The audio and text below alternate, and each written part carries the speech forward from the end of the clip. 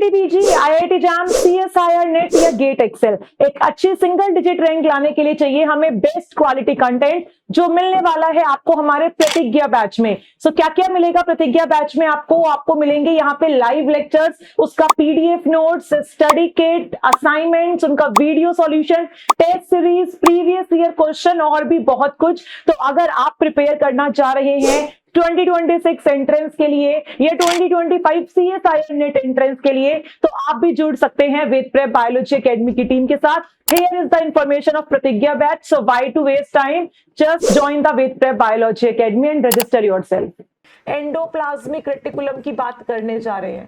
Endoplasmic reticulum cell organelle जो है ये हम डिटेल में देखने जा रहे हैं। मेम्ब्रेन बाउंड सेल ऑर्गेनलीज, यानी कि ऐसे सेल ऑर्गेनलीज जिनके पास खुद की मेम्ब्रेन प्रेजेंट है। क्या है भाई? खुद की मेम्ब्रेन प्रेजेंट है। इनके पास क्या होती है? They have their own membrane. इनके पास इनकी खुद की क्या प्रेजेंट होती है? मेम्ब्रेन प्रेजेंट होती है। और ये मेम्ब्रेन किससे बनी हुई होती है? ये मेम्ब्रेन लिपिड बाइलेयर से बनी हुई होती है। किससे बनी हुई होती है? लिपिड बाइलेयर से। एंडोप्लाज्मिक रेटिकुलम की अगर हम बात करें तो जैसा कि मैंने आपको पहले भी बताया हुआ है, इस तरीके से जो हमारा कौन प्रेजेंट होता है भाई? इस तरीके से जो हमारा न्यूक्लियस प्रेजेंट होता है, ये जो हमारा न्यूक्लियस है उसकी आउटर मेम्ब्रेन के साथ इस तरीके से कॉन्टिन्यूएशन में प्रेजेंट होता है। ऐसे कॉन्टिन्यूएशन में हमारा एंडोप्लाज्मिक रेटिकुलम जो है वो देखने के लिए मिलता है। ठीक है, यानी कि हम क्या बोल सकते हैं एंडोप्लाज्मिक रेटिकुलम के रिस्पेक्ट में? इट इज इन कॉन्टाजियस, मतलब continuation with outer nuclear membrane. जो हमारा आउटर न्यूक्लियर मेम्ब्रेन होता है ये उसके साथ कॉन्टिन्यूएशन में प्रेजेंट होता है। ये न्यूक्लियस है तो ये हमारा आउटर न्यूक्लियर मेम्ब्रेन हो गया, ये हमारा इनर न्यूक्लियर मेम्ब्रेन हो गया, और बीच में जो यहाँ हमारे पास स्पेस प्रेजेंट है इसको पेरी न्यूक्लियर स्पेस बोलते हैं। और न्यूक्लियस के अंदर का जो फ्लूइड होता है इसको न्यूक्लियोप्लाज्म बोलते हैं। ये हमने क्या बनाया है भाई? ये हमने न्यूक्लियस बनाया है। क्या बनाया है? न्यूक्लियस बनाया है। मेम्ब्रेन बाउंड सेल ऑर्गेनलीज सिर्फ और सिर्फ कहाँ देखने के लिए मिलते हैं? ये हमें सिर्फ और सिर्फ यूकैरियोट्स के अंदर देखने के लिए मिलते हैं। एस्पिरेंट्स किसके अंदर देखने के लिए मिलते हैं? यूकैरियोट्स के अंदर देखने के लिए मिलते हैं। तो सबसे पहली बात तो जो हमारा एंडोप्लाज्मिक रेटिकुलम प्रेजेंट होता है ये हमारी न्यूक्लियस की आउटर जो वो होती है मेम्ब्रेन होती है उसके कॉन्टिन्यूएशन में देखने के लिए मिलता है। इसके अलावा नॉर्मली ऐसे भी प्रेजेंट हो सकता है। ये नहीं है कि सारा का सारा जो आपका ईआर है वो कॉन्टिन्यूएशन में ही मिलेगा, बिना कॉन्टिन्यूएशन के भी ईआर जो है वो आपको देखने के लिए मिल सकता है। ठीक है, ये पहली इंपॉर्टेंट बात जहां से आपका डायरेक्ट क्वेश्चन जो है वो बनता है। अब हम बात करते हैं यहाँ पे स्ट्रक्चर ऑफ ईआर की। एंडोप्लाज्मिक रेटिकुलम के स्ट्रक्चर की बात करते हैं तो एंडोप्लाज्मिक रेटिकुलम जो है ये इस तरीके से हमारा एक सिंगल मेम्ब्रेन से बना हुआ स्ट्रक्चर है। किससे बना हुआ स्ट्रक्चर है? सिंगल मेम्ब्रेन से बना हुआ स्ट्रक्चर है, यानी कि it is single membrane bound cell organelle. ये एक single membrane bound cell organelle है। वो जो सिंगल मेम्ब्रेन है वो बनी किससे है? ये जो हमारी सिंगल मेम्ब्रेन यहाँ प्रेजेंट है ये बनी लिपिड बाइलेयर से ही है, यानी इस तरीके से लिपिड के जो मॉलिक्यूल्स हैं वो बाइलेयर में प्रेजेंट है और वो बाइलेयर एक सिंगल मेम्ब्रेन बना रही है, तब जाके हमारा एंडोप्लाज्मिक रेटिकुलम जो है वो बना हुआ है। तो ये हमारा क्या है? ये हमारा ईआर का मेम्ब्रेन प्रेजेंट है। ईआर के पास सिंगल प्रेजेंट है मेम्ब्रेन। क्या प्रेजेंट है?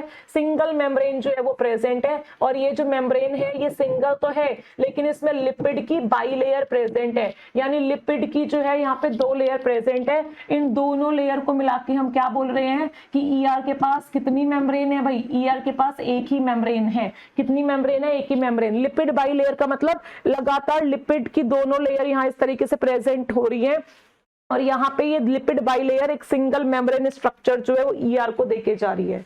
आ गई बात समझ में? तो ईआर जो है ये हमारा one of the largest cell organelle है। लार्जेस्ट सेल ऑर्गेनली जो है वो हम इसको किसके रिस्पेक्ट में बोल रहे हैं? सिंगल मेम्ब्रेन के रिस्पेक्ट में बोल रहे हैं। कि अगर हम यहाँ पे बात करें सिंगल मेम्ब्रेन की तो सिंगल मेम्ब्रेन के अंदर जितने भी सेल ऑर्गेनली आते हैं वो सारे के सारे हमारे छोटे होते हैं ईआर से, यानी ER is the largest single membrane bound cell organelles. देखो मेम्ब्रेन का जो कंसेप्ट है इसको पहले मैं थोड़ा सा ब्रॉड कर देती हूँ। जो हमारे मेम्ब्रेन बाउंड सेल ऑर्गेनेलीज होते हैं ना, ये दो कैटेगरीज में आते हैं। कितनी कैटेगरीज में आते हैं एस्पिरेंट्स? दो कैटेगरीज में आते हैं। एक होता है हमारा यहाँ पे double membrane bound cell organelle. Example बता सकते हो मुझे? जल्दी से बताओ। Double membrane bound cell organelles के एग्जांपल, यानी कि ऐसे सेल ऑर्गेनेलीज जिनके पास दो दो मेम्ब्रेन है। तो यहाँ पे हम एग्जांपल दो ही सेल ऑर्गेनेली का याद रखते हैं। एक प्रेजेंट है हमारे पास माइटोकॉन्ड्रिया, और दूसरा जो हमारे ग्रीन प्लांट्स में देखने के लिए मिलता है या फोटोसिंथेटिक ऑर्गेनेलिज में, वो है आपका यहाँ पे क्लोरोप्लास्ट। जो फोटोसिंथेटिक ऑर्गेनिजम्स हैं उनके पास हमें क्लोरोप्लास्ट देखने के लिए मिलता है। तो माइटोकॉन्ड्रिया के पास इस तरीके से दो मेम्ब्रेन प्रेजेंट है। कितनी मेम्ब्रेन प्रेजेंट है? दो मेम्ब्रेन प्रेजेंट है, और दोनों ही लिपिड बाइलेयर से मिलकर बनी है। यानी कि ये दोनों मेम्ब्रेन में जो आउटर मेम्ब्रेन है ये भी इस तरीके से लिपिड बाइलेयर से मिलकर बनी है, और जो इनर मेम्ब्रेन है ये भी किससे बनी है? आपकी लिपिड बाइलेयर से मिलकर बनी है। तो ये हमारी आउटर माइटोकॉन्ड्रियल मेम्ब्रेन और ये हमारी इनर माइटोकॉन्ड्रियल मेम्ब्रेन, ये किससे बनी हुई है भाई? हम बोलेंगे ये भी लिपिड बाइलेयर से बनी हुई है, और जो इनर वाली है ये भी किससे बनी हुई है? लिपिड बाइलेयर से। तो ईआर के पास तो एक ही लिपिड बाइलेयर है, यानी कि वो single membrane bound cell organelle है। ठीक है। ऐसे ही अगर हम यहाँ पे क्लोरोप्लास्ट की बात करें, इसकी बात करें क्लोरोप्लास्ट की, तो क्लोरोप्लास्ट के पास भी इस तरीके से दो मेम्ब्रेन देखने के लिए मिलती हैं। ये होती है ओसीएम आउटर क्लोरोप्लास्ट मेम्ब्रेन, और ये होती है आईसीएम इनर क्लोरोप्लास्ट मेम्ब्रेन। ठीक है। और यहाँ पे दोनों के पास ही क्या प्रेजेंट है भाई? दोनों के पास ही इस तरीके से लिपिड बाइलेयर जो है वो प्रेजेंट है। दूसरी कैटेगरी जो यहाँ पे आपकी आती है वो आती है single membrane bound cell organelles की। किसकी आती है भाई? Single membrane bound cell organelles की। ऐसे सेल ऑर्गेनेलीज जिनके पास एक ही लिपिड बाइलेयर प्रेजेंट है, जैसे कि यहाँ पे हमने अभी एंडोप्लाज्मिक रेटिकुलम का एग्जांपल देखा, इसके पास एक ही लिपिड बाइलेयर प्रेजेंट है। तो ईआर इस कैटेगरी के अंदर आता है। जो पेरोक्सिसोम है वो भी आपका इसी कैटेगरी के अंदर आता है। ठीक है। इसके बाद और क्या एग्जांपल आप लिख सकते हो? यहाँ पे लाइसोसोम आपका इसी कैटेगरी के अंदर आता है। गोल्जी जो है ये सब आपके इसी कैटेगरी के अंदर आते हैं। दो मेम्ब्रेन आपके माइटोकॉन्ड्रिया और क्लोरोप्लास्ट जो सेल ऑर्गेनेलीज है उनके पास देखने के लिए मिलती है। राइट। तो ये अब हम यहाँ पे जो डिस्कस करने जा रहे हैं ईआर, उसमें जो टर्म आया था सिंगल मेम्ब्रेन, आई थिंक ये वर्ड आपको अच्छे से क्लियर हो गया होगा कि सिंगल मेम्ब्रेन जो है हम इसको क्यों बोल रहे हैं। ठीक है। तो एंडोप्लाज्मिक रेटिकुलम के बाहर क्या प्रेजेंट होगा? इसके बाहर साइटोप्लाज्म प्रेजेंट है, क्योंकि ईआर जो है वो कहाँ देखने के लिए मिलता है? साइटोप्लाज्म के अंदर देखने के लिए मिलता है। तो ईआर के सारे बाहर की तरफ सराउंडिंग में क्या है? साइटोप्लाज्म मिल रहा है। फिर एंडोप्लाज्मिक रेटिकुलम की मेम्ब्रेन है, और इसके अंदर जो स्पेस प्रेजेंट है इसको ईआर ल्यूमन बोला जाता है। क्या बोला जाता है भाई? इसको ईआर ल्यूमन जो है वो बोला जाता है। तो एंडोप्लाज्मिक रेटिकुलम जो है ये हमारा दो टाइप का होता है भाई। कितने टाइप का होता है? दो टाइप का होता है। एक होता है हमारा यहाँ पे स्मूथ एंडोप्लाज्मिक रेटिकुलम, जिसको ट्रांजिशनल एंडोप्लाज्मिक रेटिकुलम के नाम से भी जानते हैं, और दूसरा प्रेजेंट होता है हमारा यहाँ पे रफ एंडोप्लाज्मिक रेटिकुलम। ठीक है। जिसको ऊपर क्या प्रेजेंट होते हैं? राइबोसोम प्रेजेंट होते हैं। यानी कि इस तरीके से अगर हमारा एंडोप्लाज्मिक रेटिकुलम प्रेजेंट है और इसके सरफेस पे राइबोसोम प्रेजेंट है, क्या प्रेजेंट है? राइबोसोम। तो इसका सरफेस स्मूथ नहीं रहेगा, इसका सरफेस रफ हो जाएगा, तो इसको हम रफ एंडोप्लाज्मिक रेटिकुलम कहते हैं।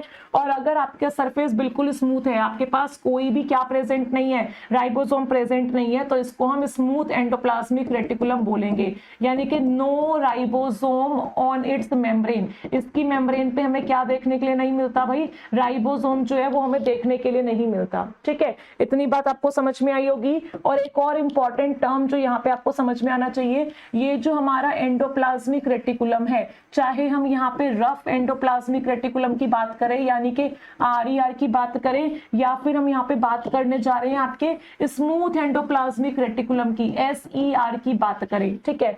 होता क्या है? जब इसका फ्रैक्शनिंग होता है, यानी कि जब इसको तोड़ा जाता है, मैंने क्या बोला भाई? मैंने बोला जब आपके ईआर को डिसरप्ट किया जाता है, हम एंडोप्लाज्मिक रेटिकुलम को क्या कर रहे हैं? डिसरप्शन कर रहे हैं, हम होमोजेनाइजेशन कर रहे हैं, यानी कि हम इस ईआर को तोड़ रहे हैं, चाहे सेंट्रीफ्यूज करके तोड़े, चाहे जैसे मर्जी तोड़े। तो जब हम इस ईआर को डिसरप्ट करते हैं, किसी भी चीज को तोड़ते हैं, तो उसके छोटे छोटे पार्टिकल्स बनते हैं ना। प्रोटीन को तोड़ते हो तो छोटे छोटे अमीनो एसिड्स बनते हैं, लिपिड को तोड़ते हो तो फैट और ग्लिसरॉल मिलता है, डीएनए को तोड़ते हो न्यूक्लियोटाइड मिलता है। ऐसे ही जब ईआर को डिसरप्ट किया जाता है, होमोजेनाइजेशन किया जाता है, तो हमें यहाँ पे छोटी छोटी वेसिकल्स देखने के लिए मिलती हैं। ठीक है, स्मॉल हमें क्या देखने के लिए मिलती है? वेसिकल्स देखने के लिए मिलती हैं, जो कि ईआर ओरिजिन की होती हैं, यानी कि जिसको किसने बनाया होता है? एंडोप्लाज्मिक रेटिकुलम ने बनाया होता है। तो यहां भी हमें छोटी छोटी वेसिकल्स जो है वो देखने के लिए मिलती हैं। और क्योंकि इसके पास राइबोसोम प्रेजेंट थे, तो इस वेसिकल के पास भी जब वो टूटेगा, ये जो ईआर है जब ये टूटेगा, तो जो इसके वेसिकल बनेंगी उसके पास भी क्या प्रेजेंट होगा? राइबोसोम प्रेजेंट होगा। तो ये जो हमारी छोटी छोटी वेसिकल्स जो यहाँ पे बनती हैं, इन वेसिकल्स को माइक्रोसोम के नाम से जाना जाता है। आई होप आपने नाम जरूर सुना होगा। किसके नाम से जाना जाता है? इनको माइक्रोसोम के नाम से जाना जाता है। तो माइक्रोसोम क्या होती है? छोटी छोटी वेसिकल्स होती है जो ईआरई बनाता है, एंडोप्लाज्मिक रेटिकुलम बनाता है। अगर माइक्रोसोम्स रफ हैं, इसका मतलब उसको आरईआर ने बनाया है। और अगर आपकी माइक्रोसोम्स स्मूथ हैं, उनके सरफेस पर राइबोसोम प्रेजेंट नहीं है, इसका मतलब उनको किसने बनाया है? इसका मतलब उनको एसईआर ने बनाया है। भाई किसने बनाया है? एसईआर ने। तो आरईआर जो होती है ये रफ माइक्रोसोम बनाती है, और एसईआर जो है ये स्मूथ माइक्रोसोम्स बनाती है। ठीक है, उसके बाद हमें यहाँ पे पता होना चाहिए जो बहुत इंपॉर्टेंट है, वो है फंक्शंस ऑफ एंडोप्लाज्मिक रेटिकुलम।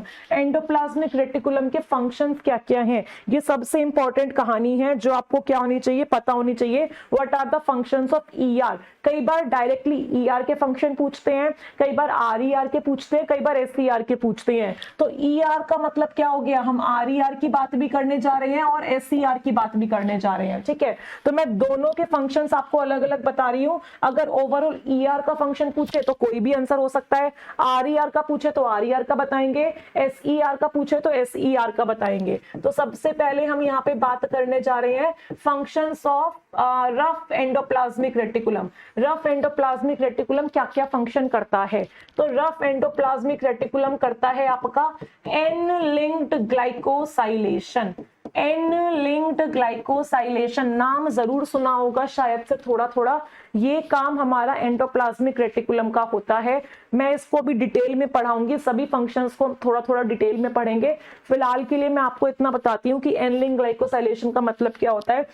ये देखो, ये हमारे पास इस तरीके से एंडोप्लाज्मिक रेटिकुलम प्रेजेंट है। क्या प्रेजेंट है फ्रेंड्स? ये हमारे पास प्रेजेंट है एंडोप्लाज्मिक रेटिकुलम, और ये रहा ईआर का ल्यूमन। क्या है? ईआर का ल्यूमन। हमारे पास जो प्रोटीन्स मिलते हैं, भाई ईआर के अंदर तो प्रोटीन्स होते हैं ना, प्रोटीन्स तो सबके पास होते हैं। तो ईआर के ल्यूमन में जो प्रोटीन्स प्रेजेंट होते हैं, प्रोटीन किससे बनते हैं? अमीनो एसिड से। किससे बनते हैं? अमीनो एसिड से। अगर इसके पास 3 स्पेसिफिक अमीनो एसिड का सीक्वेंस मिलता है, उस सीक्वेंस में सबसे फर्स्ट अमीनो एसिड पे एस्पैरेजिन होना चाहिए, सेकंड अमीनो एसिड कुछ भी हो सकता है लेकिन वो प्रोलीन नहीं हो सकता, और थर्ड अमीनो एसिड जो है वो आपका सेरीन या थ्रियोनिन होना चाहिए। भाई क्या होना चाहिए? सेरीन या थ्रियोनिन।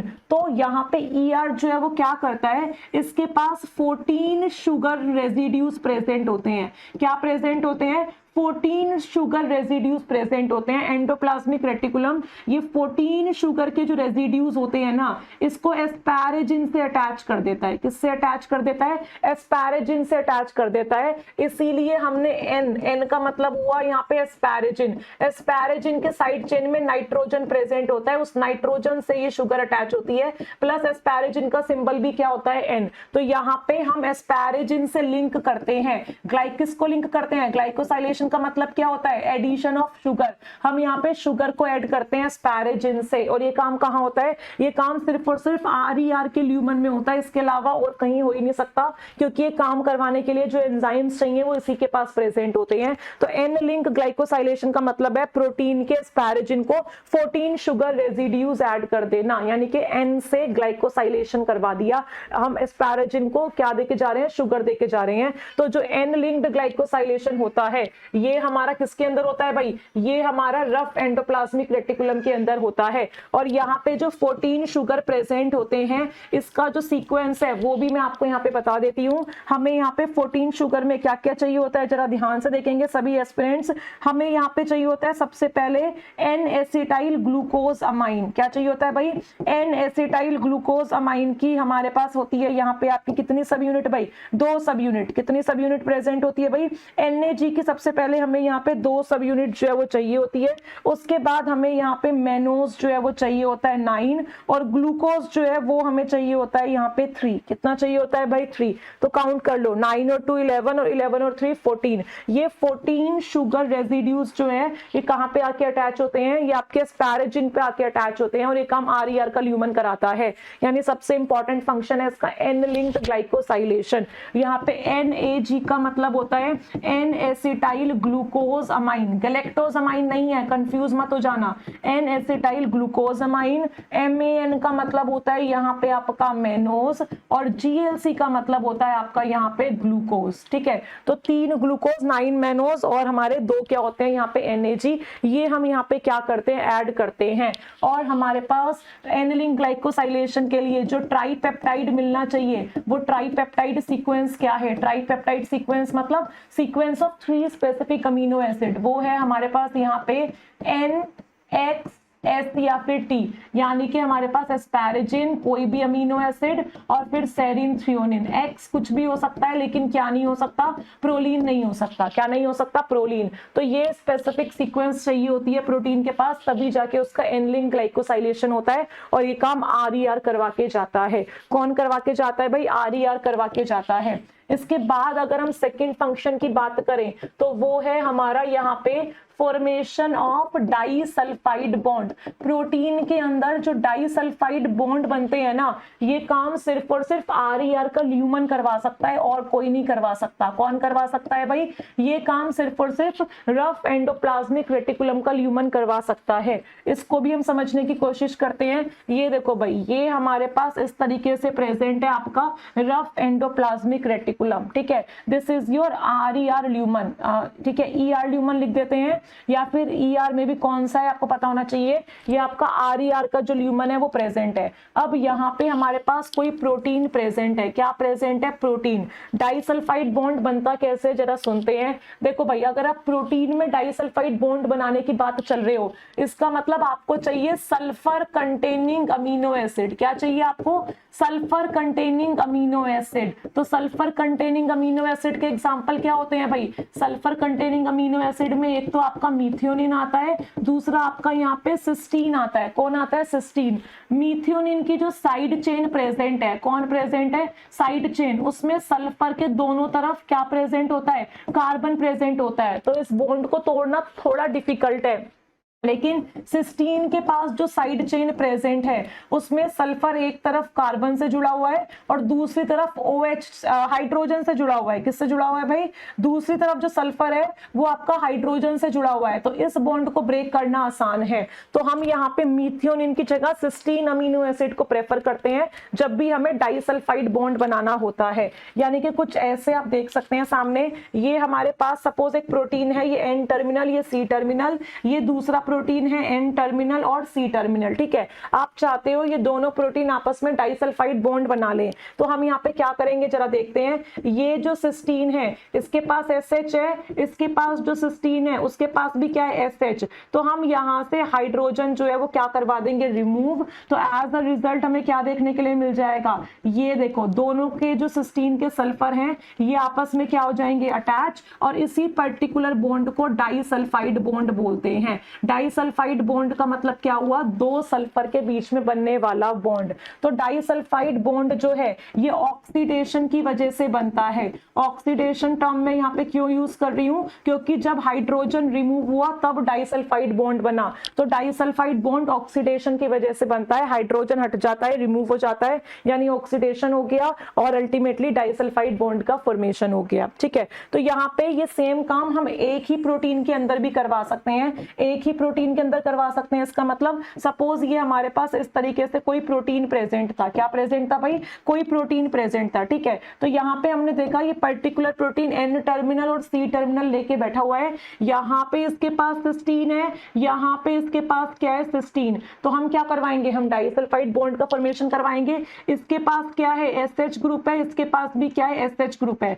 तो हमारे पास एक स्पेशल एंजाइम मिलता है जिसका नाम होता है PDI। PDI का मतलब होता है प्रोटीन डाइसल्फाइड आइसोमरेज। क्या नाम है एंजाइम का, प्रोटीन डाइसल्फाइड आइसोमरेज, ठीक है। ये PDI एंजाइम जो है वो क्या काम करवा के जाता है, डाइसल्फाइड बॉन्ड बनवा के जाता है, यानी कि इस तरीके से सल्फर और सल्फर के बीच में जो बॉन्ड है वो क्रिएट करवा के जाता है। और ये काम कौन करता है, ये काम हमारा RER का ल्यूमन करता है, क्योंकि PDI एंजाइम सिर्फ और सिर्फ RER ल्यूमन के अंदर मिलता है। किसके अंदर मिलता है, RER ल्यूमन के अंदर मिलता है। तो ये जो PDI एंजाइम है ये क्या करवा के जा रहा है, डाइसल्फाइड बॉन्ड का फॉर्मेशन करवा के जा रहा है, और अल्टीमेटली डाइसल्फाइड बॉन्ड बनना एक इसका काम हो गया, फिर RER ल्यूमन जो है उसका काम हो गया।